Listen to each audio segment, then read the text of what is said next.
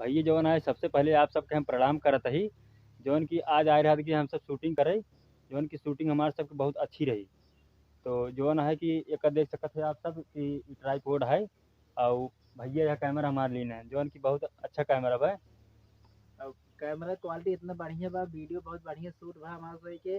और अपन सब प्यार दुलार बनाए रह जाए, और इससे तो से एकदम बढ़िया बढ़िया चीज, धारदार चीज एकदम आए, हमेशा मिलत रहे तो सही के। का धार धार एकदम गला कटवा का तुम। नहीं हाँ साहेब, बताइए। धारदार मतलब वही है कि अपन सब वीडियो बहुत अच्छी क्वालिटी में बनता है, ये शूटिंग किया जाता बाटे ये, और बढ़िया से बने। आप सब प्यार दुलार बनाए रहे। प्यार दुलार का तो का चाटे पकड़ के नहीं कितना देखा भैया था वीडियो चाहे, और कितना देखा है। बस भैया वही चाहिए, आप सब देखा तो मैं इतने आप भैया सबसे हमसे काम आप में सबसे बाटे। ये अनुरोध करता ही कि आप सब खाली सब्सक्राइब लाइक शेयर करे रहे बस। बाकी हम आप सबके बहुत मजेदार चीज आप सबके सामने प्रस्तुत करत रहा वैसे।